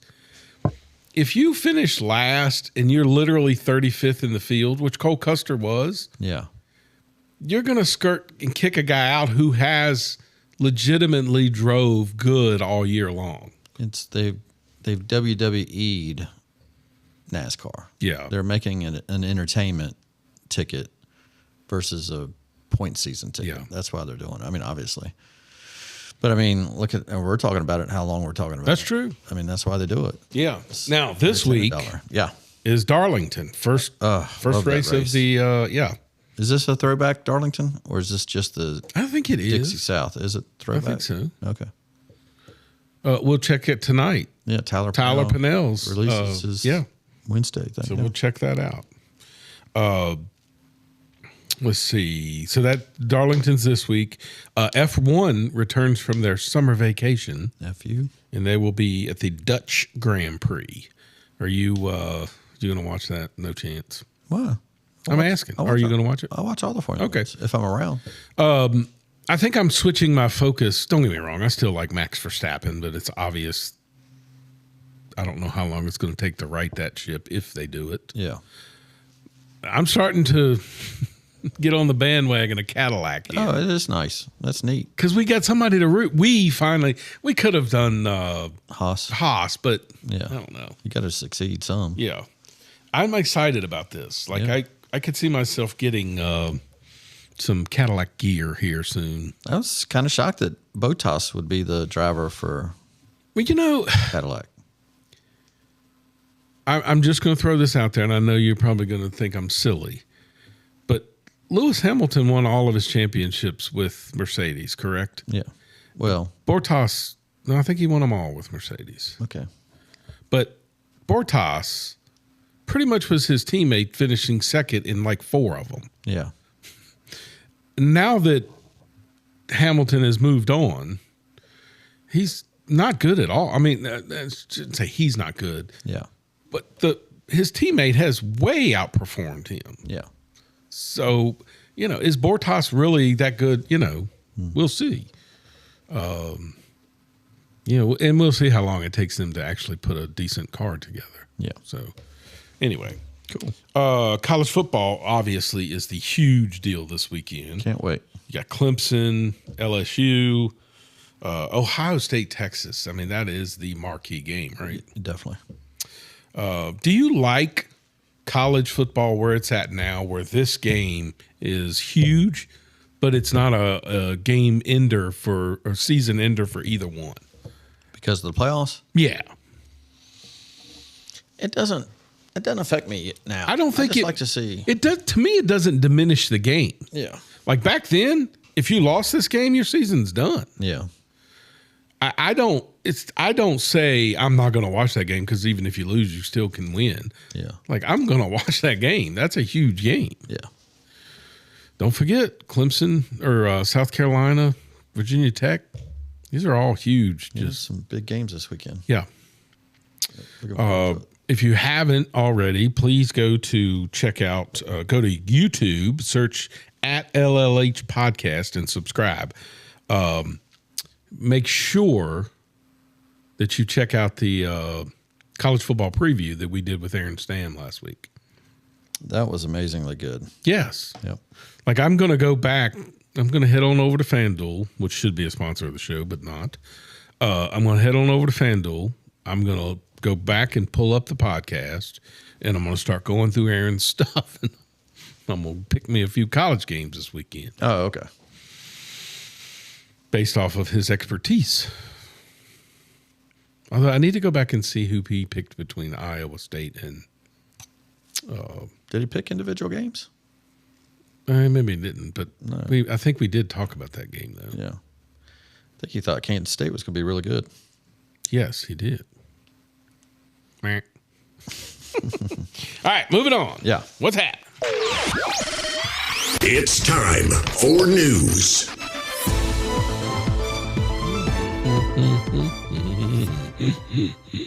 You never answered. Who do you have this weekend? Ohio State or Texas? Ooh. I'm going to go Ohio State. They don't have a quarterback, but I'm not sold until Manning puts a whole game together. I got to see it first. I think Texas romps them. I think Texas has that ability to, but it's college, man. And you just don't know how this offseason went. Yeah. Did Ohio State regroup and do like Georgia has done, just refire, or, we'll see. Yep. We should go do your picks. We got them right here. You say you're taking Ohio State? I will take Ohio State, yes. Who you got in Syracuse, Tennessee? Oh, that's Tennessee. Although, them not having a quarterback either scares the piss out of me. But I'll go Tennessee. Their defense is good. Yep. And the other big games we've got Alabama, Florida State. That's a surprise good game, isn't it? It can be. It can vary because, don't sleep. A few years ago, that'd be just as big as Texas and Ohio State. Absolutely. Yeah. So you think no chance for Florida State? They're home. No, I don't think. Not in that game. I don't think. It could be a trap game, but I don't see it. And then we have LSU and Clemson. Yes. Obviously, you got LSU. Yeah. I'll take Clemson. And Virginia Tech, South Carolina. Yes. I will take South Carolina. That's what I'm going to take. And then Notre Dame and Miami. I'm going to take Miami to shock Notre Dame. I'm taking Notre Dame. All right. So we literally, I guess there's only 3 games that we're different on. So 2 nights in a row, I've done the 4-leg parlay on baseball. Ugh, don't try it. I know. Both nights I have won 3 games, lost 1. It just drives me nuts. Baseball is impossible. I just couldn't get it. Even when I got down to 2 games in a parlay, I couldn't do it. So they just suck you in. Yep. All right. Yes. Unfortunately, under what's happening, we had another school shooting today. Yeah. And you guys gave me The transgender. that it was a transgender. Yeah. And they do have a YouTube manifesto on this one. So the government, thank God, Trump has already sent the FBI there to confiscate all this stuff. And we'll at least know more, because we still don't know what happened in Nashville, right? Right. Which is sad. But apparently he had the word Trump on his gun. oh no, there's zero chance. Like he was, matter of fact, No. No. Like Trump should die. oh yes, no, that was written on his yeah. gun. That's what You're I'm right. saying. Yes. Yeah. Yeah, it was pretty bad. So I'm just so sick, Trent, of the liberal mayor with your fake tears, going after gun violence, and this is senseless, blah, blah, blah. Yeah. And you know what? Somebody brought up a great point today. Okay. Where was your anger this past weekend when 8 kids got shot downtown? Yeah. You didn't care about those kids? Right. Why are these kids different? And I'm sick of that too. Yeah. Crime. I mean, I hate for the families. Yeah. But that's for them to grieve. I don't need your fake tears, because that's what they are. Yeah. Your political BS. So I'm so over that crap. And we had, I don't think you were here, Emma, for that. And maybe you were. We had school resource officer Mike Mayberry came on when the Nashville shooting happened. Remember? Yeah. Mm-hmm. We learned so much valuable information on that, on how law enforcement responds to school shootings. We shouldn't have them. It's awful. When Trent and I went to high school, this may blow your mind, Emma, but weapons were allowed on school property. Yeah. They were in my vehicle every day, Yeah. visible, hung up in the back of the truck. You had racks, gun racks in the back of the truck. You were taught gun safety at school. And we even had, and I forgot about this, my mom mentioned it. We even, at FFA, you could choose shooting, like target Yeah. stuff. By the way, it should be that way now. Yeah. Teaching gun safety is much better. That's the problem. Anyway, Yep. I don't want to get into that. That's horrible. Yep. It's horrible that we still have this crap going on. So in my other news, In my have at it, by the way. yeah, Remember the words before in 2016 to 2020 when these things happened. What word did they use all the time? Do you remember this? Rhetoric. oh yeah, Trump's rhetoric is causing these things. oh my gosh, Well, listen to the rhetoric now that's going on. And so that's what I have is the liberal rhetoric. And there's nothing that he said before that is anything like what their side is saying now. it's crazy. Yep. And you get these psychos. They're psychotic to start with, and you just get them fired up. That's the problem. Yes. So moving, Got to cut one. yeah. So this next one, it's still nice and refreshing to see, dude. You hit the nail on the head one day when you were like, "Hey, watch YouTube. You'll learn what really is going on in America, because you can see it. It's not fake." And I this was a gentleman at a town hall meeting, and he stood up in front of everybody. It was a black gentleman, and he gave this speech. It's not very long, but I thought it was poignant. Okay. Cut one. I am the direct descendant of the North American slave trade. Both my parents are black, all 4 of my grandparents are black, all 8 of my great-grandparents, all 16 of my great-greats. On my mother's side, my ancestors were enslaved in Alabama. On my father's side, we were enslaved in Texas. I am not oppressed. I'm not oppressed, and I'm not a victim. I'm neither oppressed nor a victim. I travel all across this country of ours. And I check into hotels, and I fly commercially, and I walk into retail establishments, and I order food in restaurants. I go wherever I want, whenever I want. I am treated with kindness, dignity, and respect, literally from coast to coast. I have 3 children.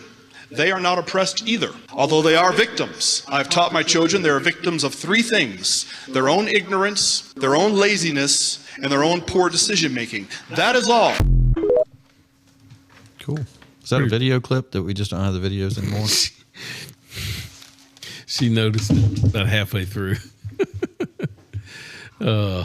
Behind the scenes. It would have been nice to see the visual of who that person was. But what's interesting is, other than him saying that about his heritage, I wouldn't have known what color he was. Right. You know what I mean? Yeah. But the point that he's making that I found to be refreshing is, who's restricting you from doing anything? Right. Like Charlie Kirk says the most overrated lie is that this is a racist country. Sure. Obviously, we know that, but I'm just saying it's just been repeated about everything. That, and I thought about this the other day when I'm so sick of seeing either bumper stickers or people say, you know, they lose their right. What when Trump became president, what right did you lose? Yeah, exactly.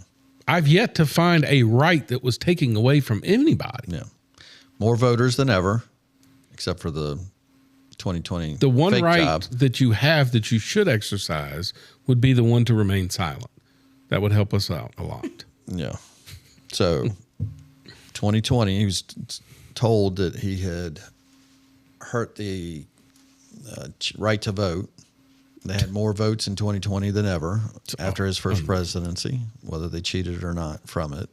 Okay. And then the other one was the right to an abortion. And there's more abortions today than there were when the Roe v. Wade was overturned. So if you're a female in Virginia, can you have an abortion? I have no idea. I would assume you can. Yes, of course you can. Yeah. It's just the biggest misnomer of all of it. So, yep. All right, moving on. And I think what you're referring to is when you said that it's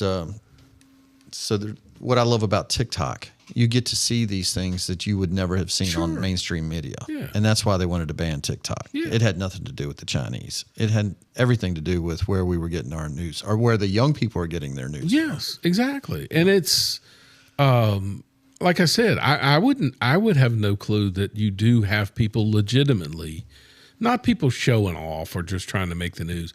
You have legitimate people showing up to council now in Chicago saying, hey, we've been doing this for 40 years your way. Yeah. And the unfortunate part is those people need to organize to make a difference because you're still electing the same people. Yeah. So you have to do more than just talk at a council. You got to organize. You got to get voters out and stuff like that. I hope you've noticed an influx of Winsome Sears support. I do see a little bit of it, but not yet. It's going to happen after Labor Day. That's when the big rush happens for everybody. Yeah. Moving on to win-win-win. We're going to win-win-win, and we're going to make America great again. Well, Mr. President, first of all, everyone's made this comment already and needs to be echoed again. You were elected as the president of working Americans, and that's why this Labor Day is so meaningful. For me personally, this is the most meaningful Labor Day of my life as someone with 4 jobs. And so...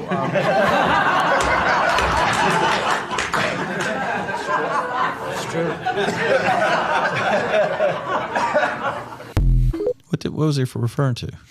Labor Day. Oh, he has 4. Trump keeps giving him more jobs to do. Oh, okay. With Secretary of State overseeing this and overseeing that. Yeah. And so... Okay, I didn't get that. Yeah. Oh, that's funny. So he now has 4 jobs that is literally outside of his purview of Secretary of State. Oh, okay. That Trump will be like, Marco Rubio is going to oversee this. Oh, but, that's what I love about, like, dude, that's a cabinet meeting. Yeah. But what's great about it is, like, I said this to somebody the other day, strip away Donald Trump and he would be right now the most popular president of all time if he wasn't Donald Trump. Because let's be honest, if we really sat down, you and me, and we were Freedom Caucus, hardliners, he ain't no conservative. Right. Right? We should be livid right now. All right. Yeah. Far left, far right, all that. He is by far the most. I would say for everybody. Like he doesn't exclude anybody. Yeah. Like I love the people that say, "Oh my God, he hates gays and lesbians." They're all over his cabinet. You know what I'm saying? Yeah. You don't know because they don't tell you their business. That's right. So anyway, it's so refreshing to see it. Yeah. All of it. Pam Bondi, we can be mad at her for not releasing Epstein stuff, right? It's funny how that works. Like we can actually disagree with our elected people. It's one of the things I hate about our side is I say we eat our own. So like when I'm watching TikTok, there's a guy that I really like. I quote him on here all the time, the older millennial. And he had a TikTok last week that just killed Tucker about this interview. And he took a snippet that was in the interview and made it sound like Tucker has these hacks on his show. Yeah. And I've watched probably more interviews than almost anyone. Well, I know I have more than anyone I know. But I've watched a majority of what Tucker releases on X. Mm-hmm. Well, I listened to the guy on the way home yesterday from the beach. Mm-hmm. He took that one snippet to make it sound like the guy was a hack. Mm-hmm. That guy was one of the most brilliant people I've heard. He's a organic chemistry teacher at Cornell at an Ivy League school. He just likes to dabble in things that are not just organic chemistry. He dabbles in a bunch of things. Right. And what you might hear him say is, I am a little kook, a little crackpot. I don't believe in anything, like Sean Ryan. I don't believe in anything. And he starts talking about the murders of the Las Vegas murders, the guys that we talk about. It was in our top 10 things that we still want to know about. Oh, yeah. What actually happened in Las Vegas. Right. This guy starts going into that, and you're like, oh, man, that's blowing my mind. Mm-hmm. But it was just the theme of the interview was, what do we not know about? Oh, it was so good. It's crazy. Yeah. But we had a guy eating Tucker. Yeah. I was like, man, why are you beating up on somebody? Yeah. Pam Bondi doesn't do something I like. It doesn't mean I want her fired. That's right. Yeah. And headlines drive me nuts. I don't know if you saw this, where it said Trump, what did it say? Trump dominated area turns Democrat, right? Mm-hmm. Congressional seat, or that's what I was thinking. It's the way it was written. And then I read the article. It's a state race in Iowa, like one of those special elections that nobody's paying attention to. And we don't know how bad the Republican was. Right. We don't even know if Trump won it by 1 point, 10 points.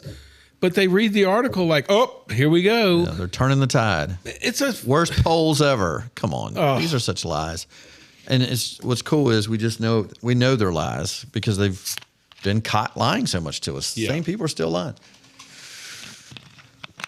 I saw him give the press hell today about asking so many questions in these press meetings that Rubio was there about. Mm-hmm. And what's really cool is he makes them all come to the table and talk. Yep. It's in the public forum.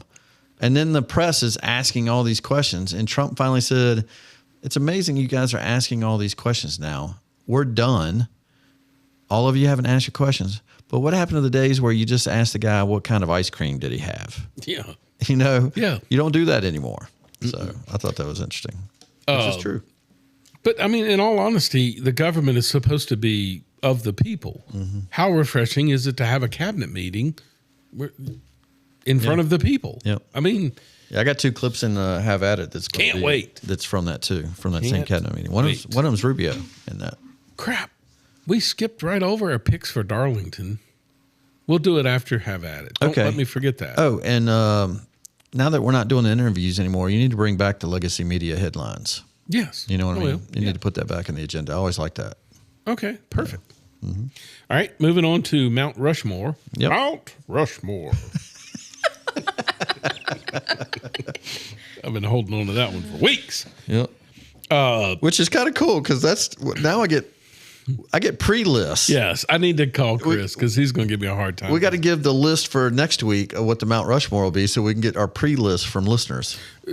What was Chris's? Dude, this has been a rough week for me. Well, no, I'll after you do yours, I'll tell you what Chris's were. Okay. He knew what we were going to do because he listened to last week's show. I won't. And then he asked me, what do I think it's going to be? And so I texted you, but you didn't read. It's not that I didn't read. It was a heavy week this week. I'm just saying. Sounds like a country song. It was a heavy week. Emma, You're gonna make it through this show without reading a book. I'm not reading. I was looking at a picture of a video of a cat. Oh my God. Their show is doomed. Cat lady. Hey. What? It's not a cat from Vietnam, is it? Don't say that. I actually made a list today. Oh, good. Cool. All right, so you want to give what your Mount Rushmore is this week? My Mount Rushmore is college football programs since 2000. By the way, Rushmore is one word. Wonder why it's called Rushmore. Sure is a guy. Have to do some. We'll get staff on that for next week. Yeah, but anyway, that's what it is. And the reason I chose from since 2000. I know why you did. Why? I'll tell you when you get there. Well, I mean, I guess you know what we could have done is Mount Rushmores from each decade. But I wanted to give Emma a chance because she doesn't know anything prior to 2000. No, it was named Mount Rushmore because in 1880, it was named after the New York attorney Charles E. Rushmore. Nice. That's what I was thinking. Is it Rush? No. No. No. Hyphenated? Yeah. I'm not buying it. Emma, do you have yours? Yeah. Okay. I just laughed because I'm looking at you, and in my peripheral vision, I've got Emma over there raising her hand like she has a question. She wants I to don't want to interrupt. Just moot us. Is that the right word? Moot. Moot. It's a moot. Moot. Too far, Jar. All right, here we go. To the moon, Alice. Mine since This 2000. is your best, the college football programs since 2000. Yep. Okay. And it was actually easier than I thought once you really started. Well, yeah, it's only 25 years, for God's sake. Yeah, but these teams have been dominant. Well, that's why it's easy. Ohio State. Yep. Alabama. Yep. LSU. That's why we're doing since 2000. Georgia and Clemson. Yep. Would you agree or disagree? Or do you have anything different? Yeah, I definitely do, but whoa. Well, I have to. Because I did not do since 2000. You did that so you could get LSU into your list. Oh my God. That is why it's there. And everyone knows it. Emma, what's your 2000? She's young. I did 4. I did Alabama, Clemson, Ohio State, North Dakota State. Oh, that's a great. Oh, you know what? Snuck that in there. That's fantastic. Fantastic. That's the pick of the day. They've won 18 national championships. Wow. So you had Alabama, Clemson, Ohio State, North Dakota State. So you didn't have Georgia. LSU. Not LSU now. Georgia's I guess I could more put Georgia dominant on than there, LSU, too. aren't they? Yeah. How would you say that? Yes. Recent history. Yes. How You many can't count titles? Nick Saban. So Nick Saban. LSU's did it with 3 different. Nick coaches. Saban is in Alabama. 2 crazy coaches and 1 good one. Yeah. I don't know. I guess you're right. Think about it. You had the Mad Hatter, and then you turn around with Ed Orgeron. Ugh. North Dakota State's my favorite. That's a really good one. I like Where that. Carson Wentz went. Oh yeah, how did he pan out in the NFL? He's at the Vikings now. He's back up. He just got signed. Mm-hmm. Wow. That's the guy that Eagles. keeps getting signed to be backup. Yeah. Smart. Yep. For me, I didn't listen. I did not know because I really didn't get a chance to look at the agenda, but I thought we were just doing football programs in general. So mine is more of a historical without choosing Yale and Princeton. Yeah, sure. Right? So if you look at the list of champions of the longest time, but I also like pizzazz. So these are the people that I can tell you his list before he starts. Who? Go ahead. Ohio State. Yep. Michigan. Yep. Notre Dame. Yep. Alabama. Mm-hmm. And man, the one that I kind of juggled around, but I ended up settling on was USC. That program is historically really, really, really good. But man, that time when they had Reggie Bush, and Matt Leinart. Man, Carson Palmer before that. Oh man, that place, it was must-see TV to watch that team go somewhere. Yeah, because I think people don't realize that Leinart was the backup, right? No, there was a backup that never played at USC that got drafted in the NFL. Yeah. Was it Barkley? No. He did play. But I know what you're talking about. It was like a Brooks or something like that. It was crazy. And it's like, man, that's how good that program was at one time. So I think Chris Lax, who sent it in earlier, he had listened to me because I just said football programs. And his was Notre Dame, Bama. He had USC as well, Michigan. But he had one in there that I did not look at, but I should have thought about, was Oklahoma. Oh, yeah. You know? But my question is, so you're just basing it off of bodies of wins? And because Notre Dame has won championship in the last 50 years. I know, but dude, they're on every Sunday. They just have that program. Okay. Yeah. Well, that was my question. I guess parameters. You know, there was I was thinking Penn State. I didn't realize Penn State's only won 2 national championships. I know. That's what I'm saying. I thought for sure they would have had 10. You know what I'm saying? Oh, yeah. You know? It's a great point. And then Travis, he called in, and I'm guessing Travis is more like Emma's age. So he's got Alabama, of course. Alabama. Yeah. And then he put a 6th one, Alabama. I figured. He's got Bama, Clemson, Notre Dame, Texas, and Ohio State. I almost put Notre Dame on mine. Well, you had room for another one, so let's do it. But you just told me to add Georgia.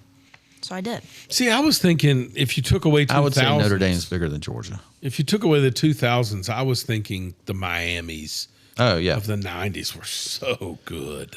I'm going to pick 1987 to 1993 and put UVA in there. So I'm going to pick those years. Okay. Well, I mean, that's what you did. You just... No. I'm just saying the reason... I know what you're thinking, but to be honest with you, I could not even remember what Chris had put. I put this, and the reason I went back to 2000 was 1 with Emma, and 2, I didn't want to go over the Miamis and some of the old programs. Yeah. It really wasn't strategically to screw up the list. I had forgotten all about Chris's list. Yeah. Anyway, I'm just saying, so Miami's one that didn't make anybody's list, that Florida State didn't make anybody's list. Yeah. You know what I mean? Auburn didn't make anybody's list. Wait till I throw this one out. Nebraska. No, Nebraska. Oh, my Lord. They were dominant for 25 years. Yeah.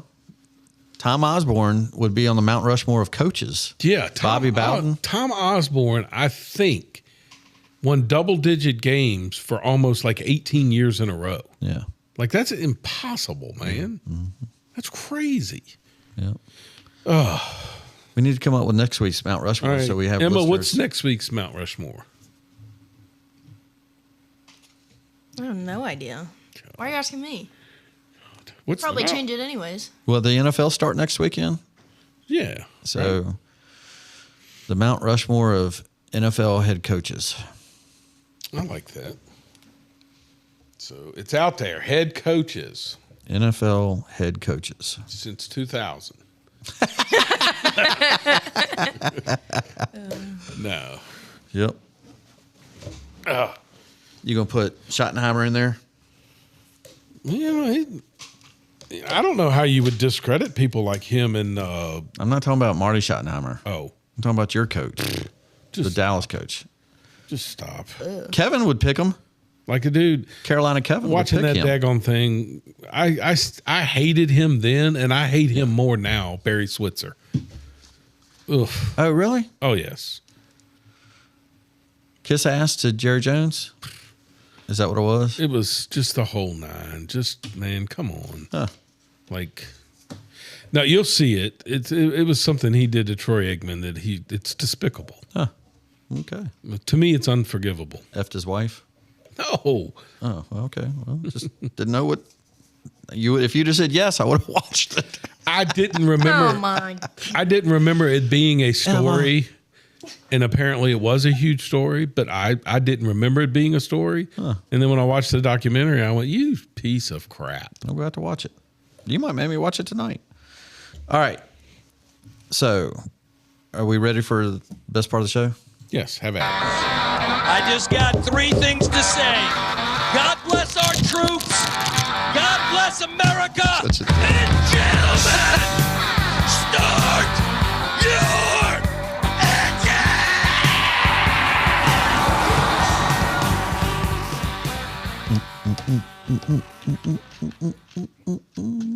engine.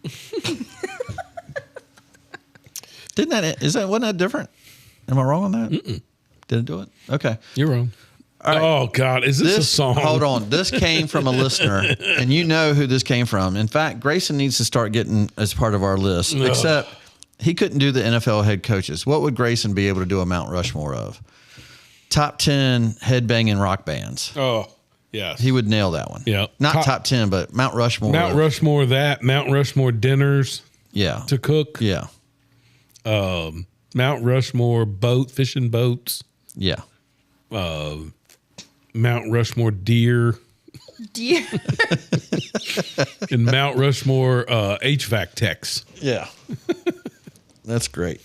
All right. So he sent me, when he sent me this, my reply was, I have to put this on the show. Emma, if you have not seen this, you have got to see this. Okay. So apparently we've kicked out another, what do they call them? Antifa members, or what was the name of the gang? The MS-13 gang. So we've kicked out somebody from our country. Mm-hmm. Okay. This is a group. Garcia. No, this guy's name is Kumar or something like that. So we are kicking out a guy, and this is a bunch of people wearing pink. But listen to this guy sing. And listen, I don't know if you can hear what he's saying, but cut 10. Kumar is our neighbor. You can't have him, Trump. No! Kumar is our neighbor. You can't have him, Trump. Jesus. Okay, he's singing, Kilmar is our neighbor. You can't have him, Trump. Yeah. And he's wearing a pink vest. All right. The guy's an MS-13 member. Yeah. It is Kilmar Abreu Garcia. It's the same guy. Okay. But what I'm saying is, if you look at the video, and this dude, bunch of white liberals. Yes, that's all it is. They would not live in that guy's neighborhood at all. Yes. Yesterday, my wife and I sat for 7 hours at a General RV waiting on our motorhome, right? Or fifth wheel. Across from us was a lady who sat there the same 7 hours. And I literally almost took a picture and sent it to you, who's she voting for? And I told Ashley, I said, I nicknamed her Liberal Linda. She just had that look.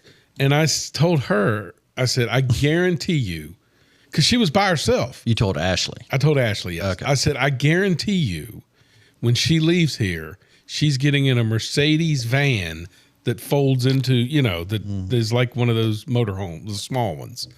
Exactly what she got into. So she can travel the country? Yes. Yeah. And I'm like, she ain't pulling in one of these, 50-foot motorhomes. Right.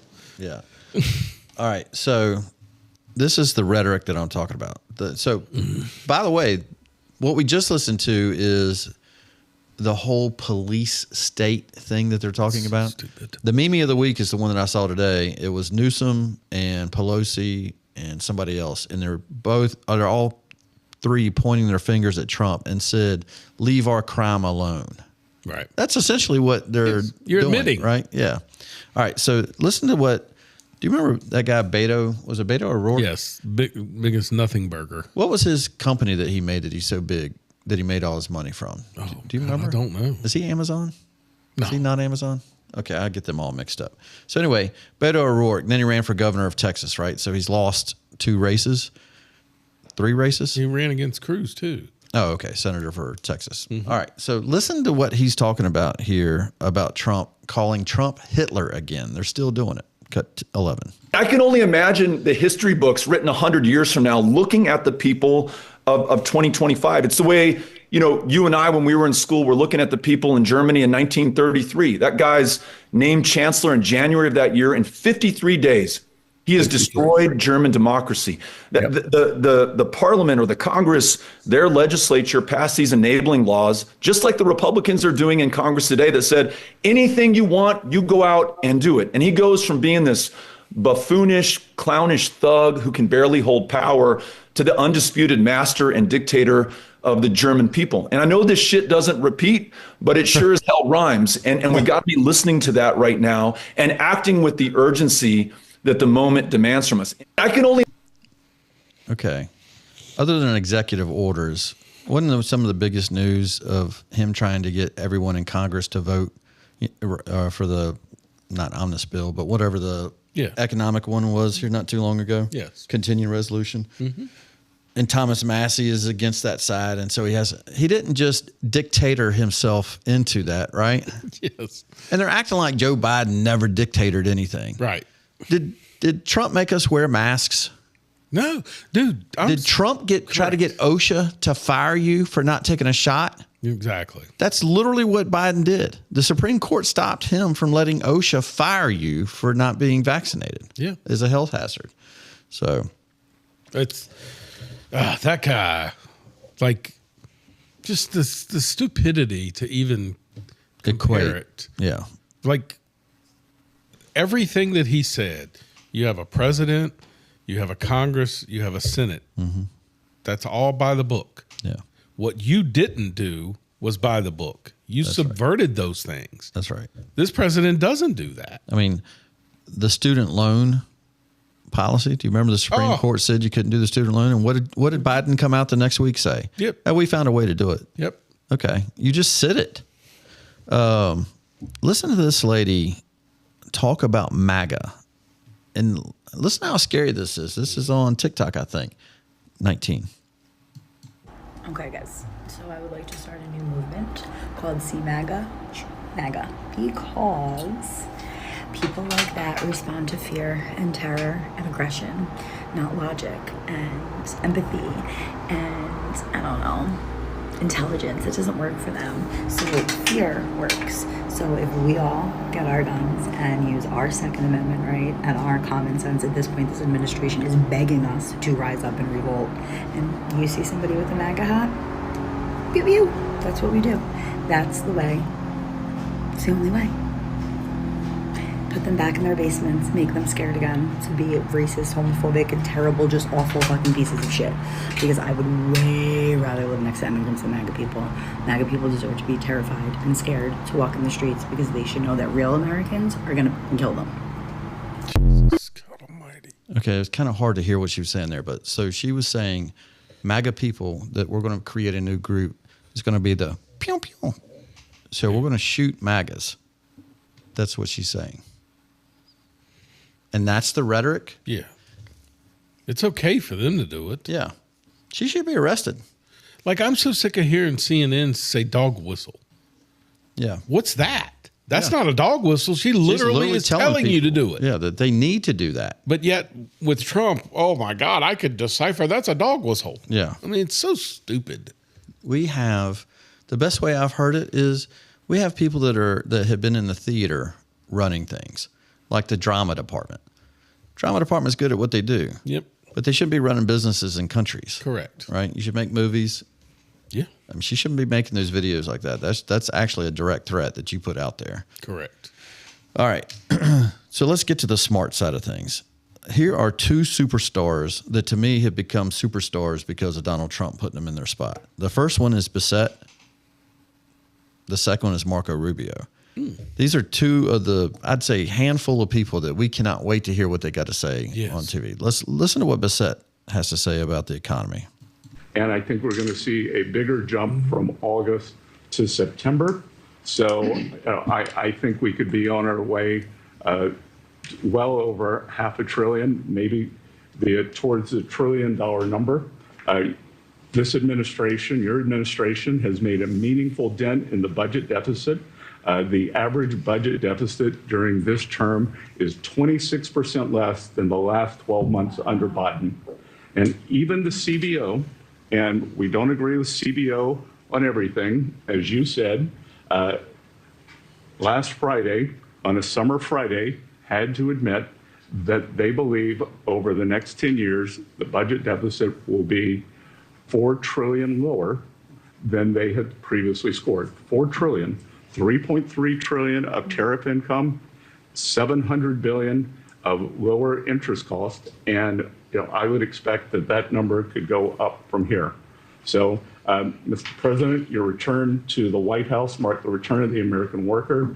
Thank you for reclaiming Labor Day for the American people. You're growing the economy for everyone, especially the middle and lower income households who suffered disproportionately under the last administration. And it's an honor to do this under your leadership.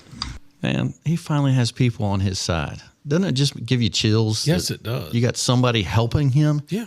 Do you remember the people that were in the last cabinet that would tell you, I'm sorry, I can't help with that part of it. That would not be appropriate. And that scene, by the way, that's the cabinet meeting that you were talking about. Who was at the top of the screen? It was a black guy from the HUD services. Oh, that's right. Okay. Yeah. Next to him was a woman that I couldn't tell who it was. Mm-hmm. Did you tell me Bassett is gay? Yes, he's married to a guy and has 2 kids. I never knew that until you, right? So I don't know how they got their kids. I don't know if he adopted. Yeah. Did he milk them? No. You know what I mean? like right. No, like the last I know where you're going. Yes. Right. Yes. And then we've got J.D. Vance. Yep. You have some of the 4 of the best people there, and it's multi people. It's not all of them look like Mike Pence. Right. That's why I said if you literally stop with all the Trump derangement syndrome and you just looked at it with an objective frame of mind, you would say, all right, man, for the first time in our lifetime, we have a president that doesn't kowtow to speaking properly, and he just tells you what's on his mind and what's the truth. But then you look at his cabinet and you go, Democrat, Democrat, Democrat, homosexual, you go through the whole list and you go, but capable. Right. And supporting his policies. Yeah. Brilliant. Not going back behind him and stabbing or telling China, I'm going to let you know if he does something erratic before it's too late. Yes. You know what I mean, Millie? All right. Here's here's a Latino, a Cuban American, Marco Rubio, with a little humor today at that Cut 49. A raise that I haven't even talked to you about this. It's a little controversial, but I think I need to bring it up at this time of year.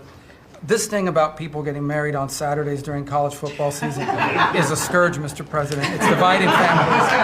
I don't know if we can have an executive order on this. It's insane, but it's really difficult. There's 7 other months of the year that people can get married, so I just wanted to say that because it's very, very difficult. Man, it does suck when somebody has a damn wedding on a Saturday afternoon when you've got Miami and Florida State. Yeah. Who'd you do it? Virginia Tech, Nebraska.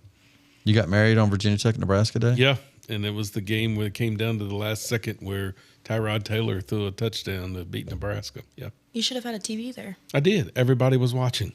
I wasn't. Trent tried, but he saw 2 games at once. Picture in picture. I was out on a swinging bench. Literally. Good times. And that's what I had for Have At It. All right, great show. We're back to our regularly normal program next week. Got to get the followers up. Go to YouTube, go to TikTok, go to Instagram, go to all those things. Like, click, do all the good things so we can become more and more popular, so we can, keep Emma working. And one thing I had a little note here. And I love it. And this is about college football too. But he mentioned about responsibilities when he talks about rights. Judge Krantz did when we were interviewing him. Yes. And Lou Holtz had one of the greatest sayings that they asked him the changes in his years and years of coaching. Mm-hmm. And he said the biggest thing was in the 70s and 80s when he was coaching, it was responsibilities. Yes. And today it's all about rights. And somewhere along the way, we've lost the word responsibilities. It was really refreshing to hear him say that in court, to tell people that in court, that you're responsible for your rights. It's a really good way. That I never thought of that either. That makes all the sense in the world. Yeah. Yep. Great interview. This is my favorite. College football is about to start, and I try to play this annually, so I thought this would end the show. My favorite clip regarding college football. Remember this guy from Coastal Carolina? Yeah.